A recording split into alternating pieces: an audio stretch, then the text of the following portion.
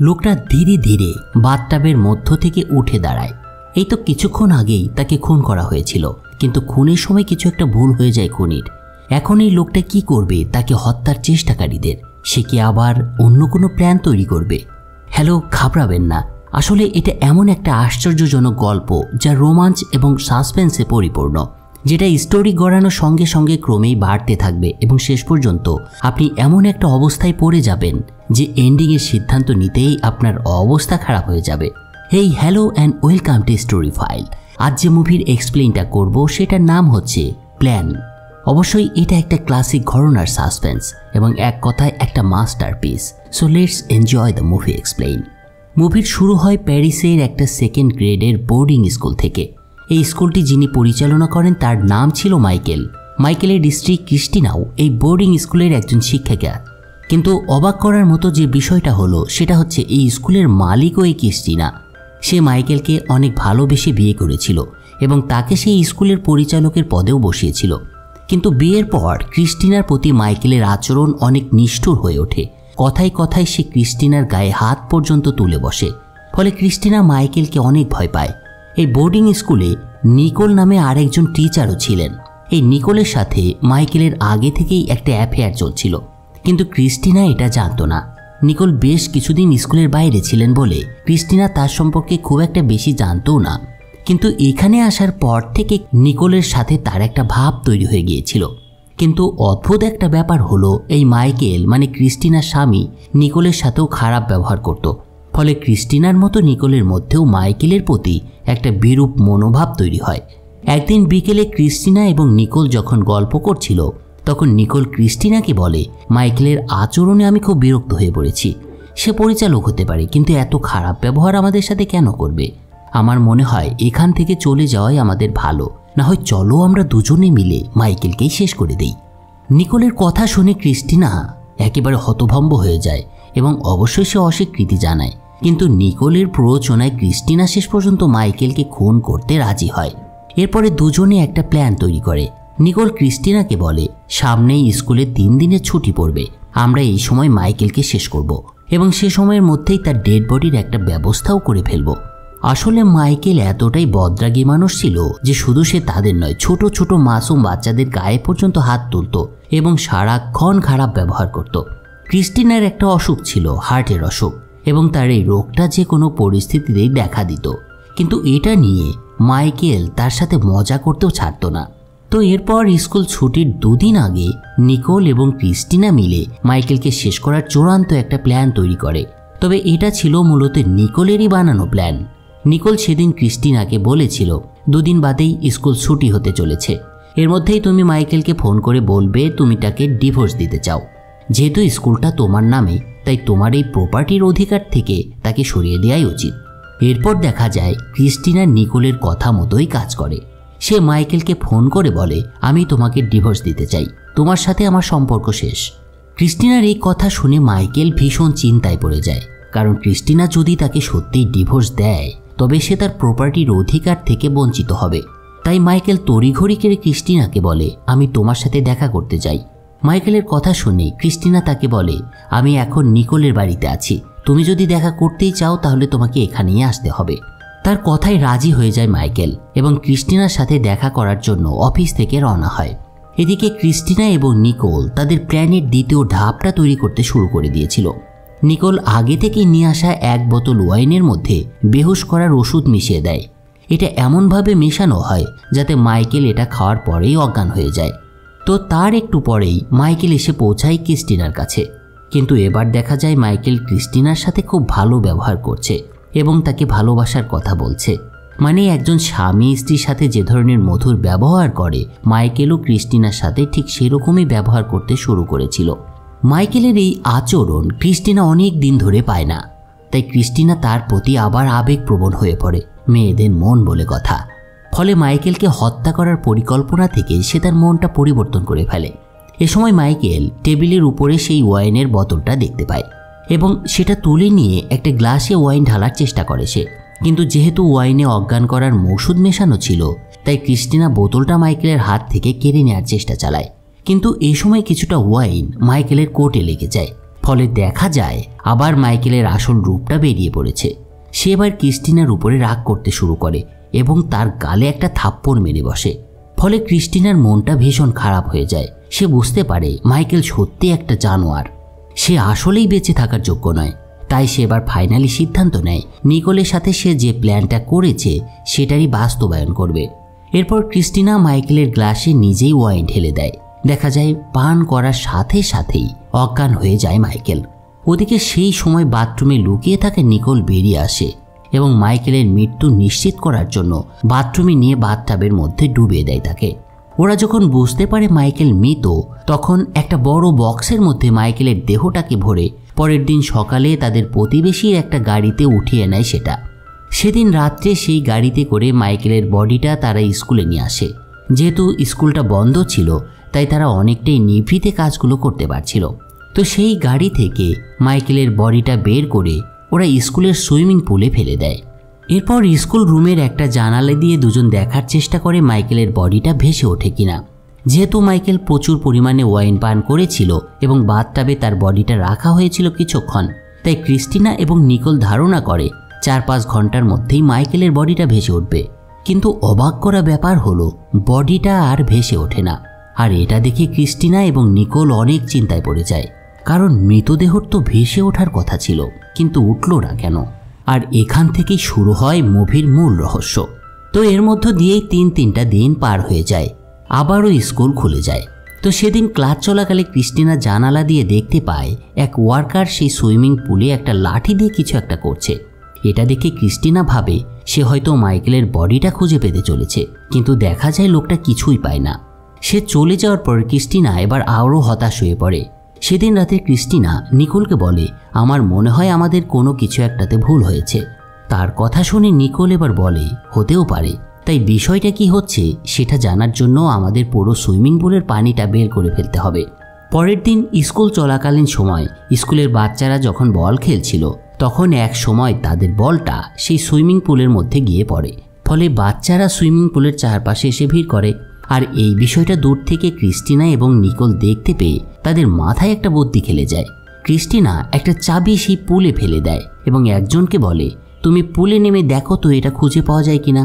তার কথা মতো একটা ছেলে পুলে ঝাঁপিয়ে পড়লে ক্রিস্টিনা এবার ভাবে হয়তো এবার মাইকেলের বডিটা ছেলেটা খুঁজে পাবে। কিন্তু একটু পরেই সে ছেলেটা পানি থেকে উঠে আসে এবং দেখা যায় সে শুধুমাত্র একটা লাইটার খুঁজে পেয়েছে। আর এই লাইটারটা ছিল মাইকেলের। মাইকেলের বডিটা খুঁজে না পাওয়ায় ক্রিস্টিনার মধ্যে টেনশন বাড়তে শুরু করে। সে যেহেতু হার্টের রোগী ছিল তাই তার অবস্থাও খারাপ হতে শুরু করলে তাকে ডাক্তার দেখাতে হয়। ডাক্তার তাকে পরামর্শ দেয় সে যেন বেশি চিন্তা না করে। কিন্তু যতই দিন যাচ্ছিল ক্রিস্টিনার মধ্যে চিন্তা ক্রমেই বাড়ছিল। ফলে সে একদিন সিদ্ধান্ত নেয় সুইমিং পুল থেকে সব পানি সে বের করে পুলটি পরিষ্কার করে ফেলবে। সেই চিন্তা থেকে ক্রিস্টিনা স্কুলের এক কর্মচারীকে বলে পুলের পানি অনেক নোংরা হয়ে গিয়েছে, তাই এটাকে সাফ করতে হবে। এজন্য সে তাকে কিছু টাকাও দেয়। তো পরের দিন দেখা যায় সেই কর্মচারী পুরো পুলের পানি সেচে ফেলেছে। আর তার কাজ শেষ হওয়ার পরে ক্রিস্টিনা সেখানে দৌড়ে আসে এই আশা নিয়ে যে এবার নিশ্চয়ই মাইকেলের লাশটা খুঁজে পাওয়া যাবে। কিন্তু কোথায় লাশ? মাইকেলের চিহ্নটা কোথাও দেখা যায় না। আর তাই ক্রিস্টিনা প্রচণ্ড অবাক হয়ে সেই পুলের পাশে অজ্ঞান হয়ে পড়ে যায়। তাই স্বাভাবিকভাবেই তাকে হসপিটালে ভর্তি করা হলে ডাক্তার নিকোলকে জানায় ক্রিস্টিনার হার্টের অবস্থা মোটেই ভালো না। এভাবে চলতে থাকলে সে যে কোনো সময় মারা পর্যন্ত যেতে পারে, তাই তার কোনো প্রকার স্ট্রেস নেওয়া চলবে না। তো এরপর ক্রিস্টিনা কিছুটা সুস্থ হলে তাকে বাড়িতে নিয়ে আসা হয়। পরদিন নিকোল ক্রিস্টিনার রুমে এসে পৌঁছায় এবং সে দেখতে পায় ক্রিস্টিনা ঈশ্বরের কাছে প্রার্থনা করছে এবং মাইকেলের প্রতি তার কৃতকর্মের জন্য ক্ষমা চাইছে। প্রার্থনা শেষ হলে ক্রিস্টিনা দেখতে পায় নিকোলকে। তাই সে নিকোলকে দেখে বলে, আমি তোমার পরামর্শে মাইকেলকে খুন করেছি আর তার সাজা আমাকে এখন ভোগ করতে হচ্ছে।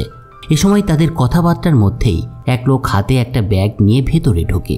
লোকটা তাদের বলে সে একটা লন্ড্রি থেকে এসেছে এই কোটটা পৌঁছে দিতে, কারণ তাকে এখানকার ঠিকানাটা দেয়া হয়েছিল এবং বলা হয়েছিল কোটটা ক্লিন করে এখানে পৌঁছে দিতে। তো কোটটা রেখে লোকটা চলে যাওয়ার পর নিকোল এবং ক্রিস্টিনা প্যাকেটটা খুলে এবার অনেক চমকে যায়, কারণ এটা ছিল সেই কোট যেটা মাইকেল পরেছিল এবং তাকে হত্যা করার দিন ক্রিস্টিনার হাত থেকে এই কোটের উপরই ওয়াইন পড়ে গিয়েছিল। পুরো ঘটনাটা দেখে নিকোল এবার বলে বসে, নিশ্চয়ই কেউ আমাদের সাথে ব্ল্যাকমেইল করার চেষ্টা করছে। তাই তাই ওরা দুজন এবার সিদ্ধান্ত নেয় নিজেরাই বিষয়টাকে নিয়ে তদন্ত করবে। সেই লক্ষ্যে ক্রিস্টিনা এবং নিকোল সেই ড্রাই ক্লিনিংয়ের দোকানে গিয়ে হাজির হয়। দোকানের মালিকের কাছে তারা জানতে চায় এই কোটটা কে তাদের এখানে নিয়ে এসেছিল। দুজনের কথা শুনে দোকানি তাদেরকে জানায় এক লম্বা ধরনের লোক এটা কয়েকদিন আগে তার ওখানে দিয়ে গিয়েছিল এবং তার হাতে ছিল বড় আকারের একটা সিগারেট, আর এরকম সিগারেট মাইকেল খেত। তো এসব বলার পরে সেই দোকানি তাদের আরেকটা কথাও বলে। সে বলে, তোমরা এখানে এসে ভালো করেছো, কারণ আমি কোটটা ক্লিন করার সময় একটা চাবি পেয়েছিলাম, কিন্তু কোটের সাথে সেটা দিতে ভুলে গিয়েছিলাম। দোকানির হাত থেকে চাবিটা নিয়ে ওরা দেখতে পায় এটা একটা হোটেলের রুমের চাবি। তাই সেখানে আর দেরি না করে ক্রিস্টিনা এবং নিকোল সেই হোটেলে গিয়ে হাজির হয়। নিকোলকে বাইরে রেখে ক্রিস্টিনা ভেতরে যায় বিষয়টা কি সেটা দেখতে। এরপর ক্রিস্টিনা সেই রুমে চলে আসে, কিন্তু সেখানে গিয়ে সে দেখতে পায় এক ক্লিনার রুমটা পরিষ্কার করছে। তাকে দেখে ক্রিস্টিনা তার কাছে জানতে চায় এখানে কে ছিল, কিন্তু সেই লোকটা তাকে বলে এখানে কয়েকদিন কেউ ছিল না, তাই সে রুমটা পরিষ্কার করছে। এবার ক্রিস্টিনা সব শুনে আরও হতাশ হয়ে পড়ে। কিছুক্ষণ পর সে নিকোলকে নিয়ে বাড়িতে চলে আসে। নিকোলকে এবার সে বলতে থাকে, সব দেখে আমার মধ্যে প্রচণ্ড আতঙ্ক তৈরি হচ্ছে। আমি ঠিক বুঝতে পারছি না মাইকেল সত্যিই মারা গিয়েছে নাকি এখনও জীবিত আছে।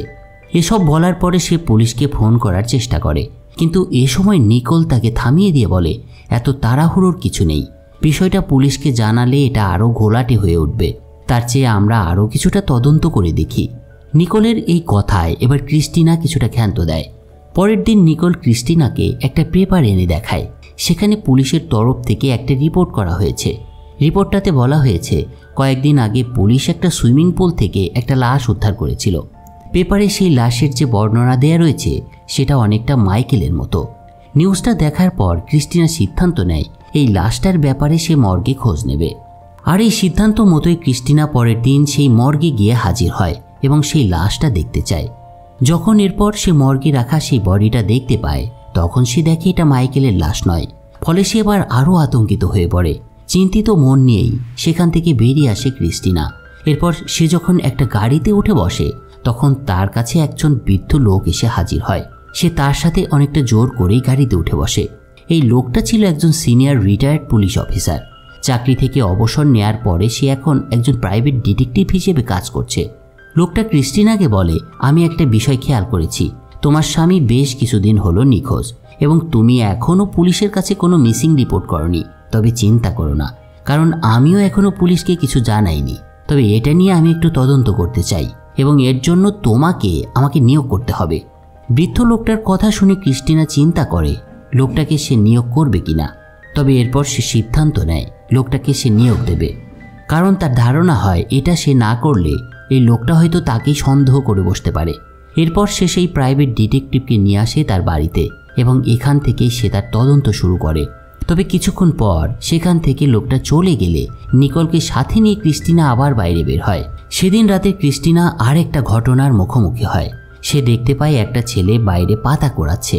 ছেলেটাকে দেখে সে তার কাছে গিয়ে জিজ্ঞাসা করে, এত রাতে সে এখানে কি করছে? ছেলেটা তাকে উত্তর দেয়, আমি আজ একটা গুলতি দিয়ে স্কুলের একটা জানালা ভেঙে ফেলেছি, তাই এই স্কুলের পরিচালক আমাকে স্কুল থেকে বের করে দিয়েছেন। ছেলেটার কথা শুনে সে তার স্কুলের সকল টিচারকে ডেকে বিষয়টা জানায়, কিন্তু টিচাররা তাকে বলে ছেলেটার হয়তো মাথা ঠিক নেই, তাই সে এরকম কথা বলছে। কিন্তু তাদের সাথে কথা বলা শেষ করে ক্রিস্টিনা যখন মাইকেলের রুমে আসে, তখন সে দেখতে পায় টেবিলের উপরে একটা গুলতি রাখা রয়েছে। আর এটা দেখে সে বুঝতে পারে ছেলেটার কথাই ঠিক। ফলে তার মধ্যে আবার শুরু হয় অস্থিরতা এবং তার স্বাস্থ্যের অবনতি ঘটতে থাকে। সেদিন রাতে ক্রিস্টিনার দুশ্চিন্তা দূর করার জন্য নিকোল তাকে একটা ঘুমের ইঞ্জেকশন দিয়ে দেয়। পরের দিন স্কুলে একটা অনুষ্ঠান শেষে একটা গরু ফটো তোলা হয়েছিল, কিন্তু সেটা প্রিন্ট করে আনার পরে দেখা যায় ছবির মানুষদের পেছনে জানালার আড়ালে একজন লোক দাঁড়িয়ে আছে এবং সেই লোকটাকে দেখতে অবিকল মাইকেলের মতো। এসব বিষয়ে ক্রিস্টিনার মধ্যে আবার সেই অস্থিরতা শুরু হয়। তো এর মধ্যে নিকোল তাকে বলে, বেশ কিছুদিন হলো আমি তোমার সাথে রয়েছি, আমার এখন বাড়িতে যাওয়া উচিত। ক্রিস্টিনা চাইলে তার সাথে যেতে পারে, যেহেতু তার শরীরটা ভালো না। কিন্তু ক্রিস্টিনা তার সাথে যেতে রাজি হয় না, কারণ তার শরীরটা ভালো ছিল না, তাই সে এখানেই থাকতে চাইছিল। তো সেদিন নিকোল চলে যাওয়ার পর সেই রাতে ক্রিস্টিনা ঘুমের মধ্যে একটা দুঃস্বপ্ন দেখে জেগে ওঠে। কিন্তু চোখ মেলেই সে দেখতে পায় সেই প্রাইভেট ডিটেকটিভ তার বিছানার পাশেই বসে আছে লোকটা তার জেগে ওঠার জন্য অপেক্ষা করছিল। ক্রিস্টিনা জেগে ওঠার পর ডিটেকটিভ তাকে জিজ্ঞাসা করে, আমার মনে হয় তোমার স্বামীর অন্তর্ধানের কেসটা আমি সলভ করে ফেলেছি। কয়েকদিনের মধ্যেই তোমার স্বামীকে তোমার সামনে এনে হাজির করতে পারবো। ডিটেকটিভের কথা শুনে ক্রিস্টিনা এবার সত্যি সত্যি অবাক হতে শুরু করে, কিন্তু তার মনে দ্বিধা হতেও থাকে। তাই সে এবার সেই সত্যি কথাগুলো ডিটেকটিভকে বলে দেয়। নিকোলের পরিকল্পনা মতো সে কিভাবে তার স্বামীকে খুন করেছিল সেটা সব কিছু বলে দেয় ডিটেকটিভকে। ক্রিস্টিনার সব কথা শুনে ডিটেকটিভ কিছু না বলে সেখান থেকে চলে আসে। এরপর নিচে এসে সে কিছু মানুষের সাথে কথা বলে এবং তাদের কাছ থেকে জানতে পারে সেই বাক্সের কথা যেটাতে করে মাইকেলের বডিটাকে স্কুলে নিয়ে যাওয়া হয়েছিল। এরপর ডিটেকটিভ সেই বাক্সটা বাড়ির চিলেকোঠা থেকে উদ্ধার করা হয়। এদিকে সেদিন রাতে ক্রিস্টিনার সাথে আরেকটা ঘটনা ঘটে। রাতে ক্রিস্টিনা যখন ঘুমাচ্ছে তখন সে মাইকেলের অফিস রুম থেকে টাইপরাইটারের টাইপিং শব্দ করা শুনতে পাচ্ছিল। ফলে তার ঘুম ভেঙে গেলে সে সেই রুমে গিয়ে দেখতে পায় সেখানে আলো জ্বলছে এবং টাইপরাইটারের উপরে মাইকেলের ব্যবহার করা হাতের গ্লাভসটা রয়েছে। এই অবস্থা দেখে প্রচণ্ড আটকে ওঠে ক্রিস্টিনা। তার আতঙ্ক বাড়িয়ে দিয়ে এ সময় বাড়ির বিদ্যুৎ চলে যায়। ফলে ক্রিস্টিনা দৌড়ে তার রুমে চলে আসে, কিন্তু হঠাৎ তার বুকে প্রচণ্ড ব্যথা শুরু হয়। ফলে সে নিজেকে কিছুটা সুস্থ করার জন্য বাথরুমে গিয়ে ঢোকে, কিন্তু বাথরুমে ঢুকেই তার পিলে চমকে যায়। সে দেখতে পায় বাথটাবের মধ্যে মাইকেলের বডিটা পড়ে আছে। পুরো বিষয়টা দেখে এবার ক্রিস্টিনার অবস্থা খারাপ হয়ে যায় এবং তার মারাত্মকভাবে হার্ট অ্যাটাক হয়। ফলে সেখানে পড়ে মারা যায় ক্রিস্টিনা। এরপর দেখা যায় মাইকেল বাথটাব থেকে উঠে দাঁড়িয়েছে এবং তখনই পাশের দরজার আড়াল থেকে বেরিয়ে আসছে নিকোল। নিকোল ছুটে গিয়ে এ সময় মাইকেলকে জড়িয়ে ধরে। এরপর যেটা জানা যায় সেটা হলো মাইকেল এবং নিকোল নিজেদের প্রেমের পরিণতি দেওয়ার জন্য অত্যন্ত সুকৌশলে ক্রিস্টিনাকে খুন করার একটা প্ল্যান তৈরি করেছিল। প্রথম থেকেই মাইকেল ক্রিস্টিনার সম্পদের প্রতি লোভ ছিল, কিন্তু সে যদি ক্রিস্টিনাকে খুন করত এবং তারপর সেটা দখলে নিত তবে তদন্তে তার দোষী প্রমাণ হওয়ার চান্স ছিল সবচেয়ে বেশি। একটা হত্যার নাটকের মাধ্যমে এমন কিছু ঘটনা ঘটানোর পরিকল্পনা করে যাতে প্রচণ্ড ভয়ে হার্ট অ্যাটাক করে মারা যায় ক্রিস্টিনা। যেহেতু তার এমনিতেই হার্টের সমস্যা ছিল তাই ক্রিস্টিনার স্বাভাবিক মৃত্যু ঘটানোটা ছিল সময়ের অপেক্ষা। তো এই বিষয়টি নিয়ে মাইকেল এবং ক্রিস্টিনা যখন সেদিন আলাপ করছে ঠিক তখন সেখানে প্রবেশ করে সেই প্রাইভেট ডিটেকটিভ। সে তাদের দুজনকে বলে, আমি জানি তোমরা দুজনে মিলে ক্রিস্টিনাকে হত্যা করেছ। সে হার্ট অ্যাটাক করলেও তার পেছনে তোমাদের ইন্ধন রয়েছে, তাই তোমাদের জেলে যেতে হবে, আর এই অপরাধের জন্য তোমাদের 15 থেকে 20 বছরের জেল হবে। তো এরপরের দিন ক্রিস্টিনার বোর্ডিং স্কুলটা কয়েকদিনের জন্য বন্ধ করে দেওয়া হয়। এরপর আমরা সেই ছেলেটাকে গুলতি হাতে দেখতে পাই, আর এ সময় সে একটা স্লিংশট দিয়ে স্কুলের জানালার কাঁচটা ভেঙে ফেলে। ফলে একজন টিচার বেরিয়ে এসে তাকে জিজ্ঞাসা করে এই গুলতিটা সে কোথায় পেল। এর উত্তরে সেই ছেলেটা বলে, এটা আমাকে ক্রিস্টিনা ম্যাম দিয়েছে। এই কথায় সেই টিচার বেশ অবাক হয়ে যায়, কারণ ক্রিস্টিনা তো মারা গিয়েছে। তাই সে তাকে বলে, তুমি মিথ্যা বলছো, এটা হতেই পারে না। এই ঘটনার মধ্য দিয়েই শেষ হয়ে যায় স্টোরি। তবে একটা ব্যাপারে বেশ কনফিউজ তৈরি হয়েছিল আমার মধ্যে। ছেলেটার কথায় একটা বিষয় ধরে নেওয়া যায়, হয়তো ক্রিস্টিনা এখনও বেঁচে আছে। সে কি সেই ডিটেকটিভের সাথে নিয়ে একটা পরিকল্পনা তৈরি করেছিল মাইকেল এবং নিকোলের বিরুদ্ধে? ক্রিস্টিনা কি জানতো যে তাকে খুন করার প্ল্যান করেছে এই দুজন? তাই উল্টো সে তাদের বিরুদ্ধেই একটা প্ল্যান তৈরি করছিল তার জীবন থেকে তাদের সরিয়ে দেওয়ার জন্য। তো এটা টোটালি আমার ধারণা। এক্ষেত্রে আপনাদের মতামত কি সেটা জানাতে ভুলবেন না এবং কমেন্ট বক্সে আপনারা আপনাদের মতামত জানাবেন। তো কেমন লাগলো আজকের এক্সপ্লেইন সেটা লিখবেন কমেন্ট বক্সে। সবাই ভালো থাকুন এবং চ্যানেলটাকে সাবস্ক্রাইব করে রাখুন। ধন্যবাদ সবাইকে।